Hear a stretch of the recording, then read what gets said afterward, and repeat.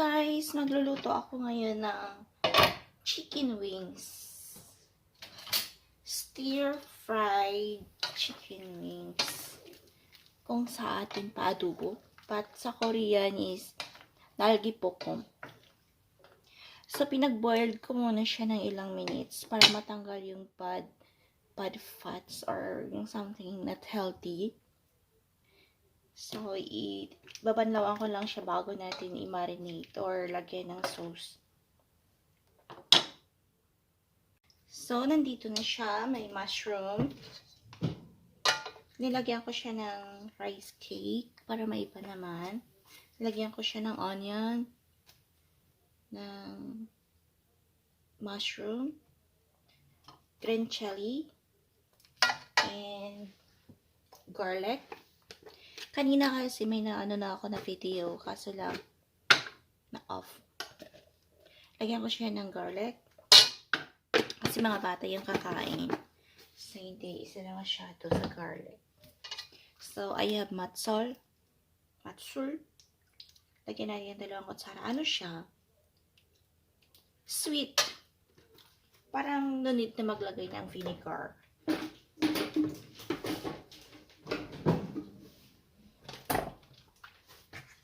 I have soy sauce. Kung wala kayong soy sauce na ganito, okay lang yung soy sauce natin. Pero parang half-half. Yung pagtuyo natin ang gagamitin is half water and half ng soy sauce. Kasi maalat yung soy sauce natin.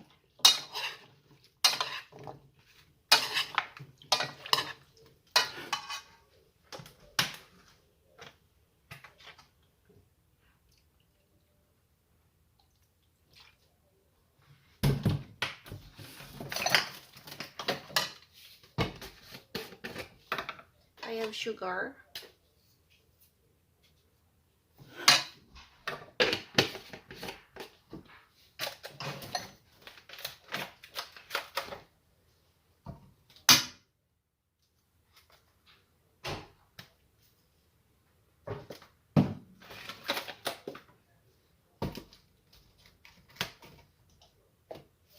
I have sesame seeds.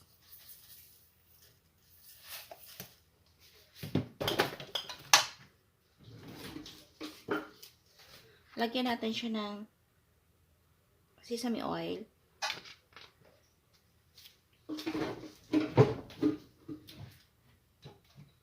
Pag gusto nilang medyo maanghang, pwede niyo siya lagyan ng bulgogi sauce or something. Ito. Or lagyan, pwede siya i-mix ng oyster sauce para tumingkad yung lasa niya.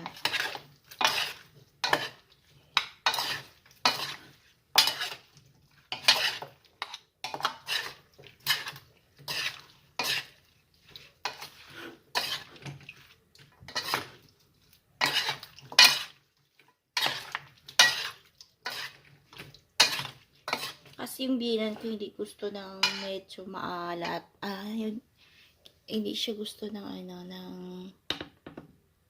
tawag dito, manghang. So, yan.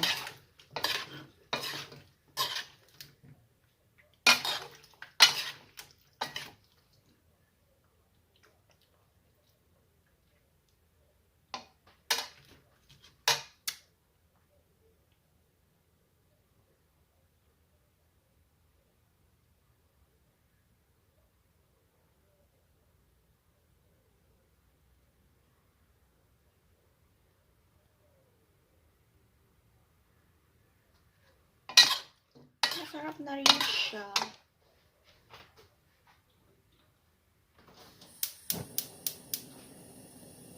So, iluluto na lang natin.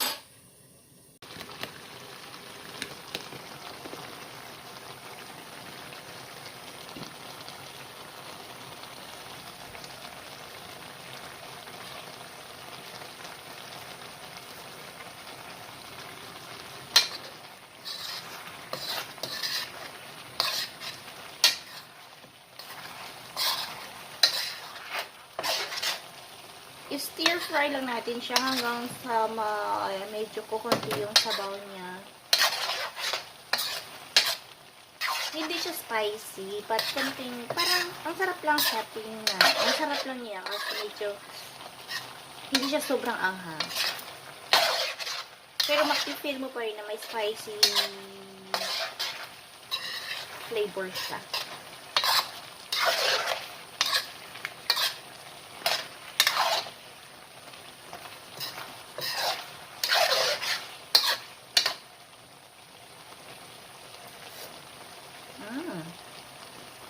Sarap na siya, masarap.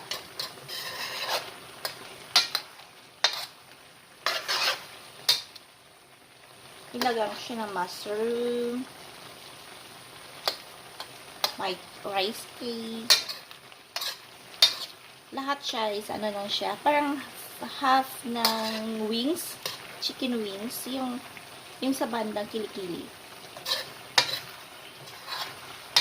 You can buy this guy kung nandito kayo sa Korea, sa Inmart, yung medyo malaking mart, sa Home Plus, or sa E-Mart, or sa any wholesale mart.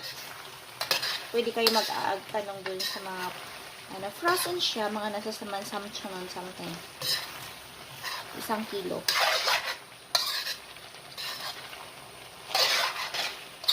Yan.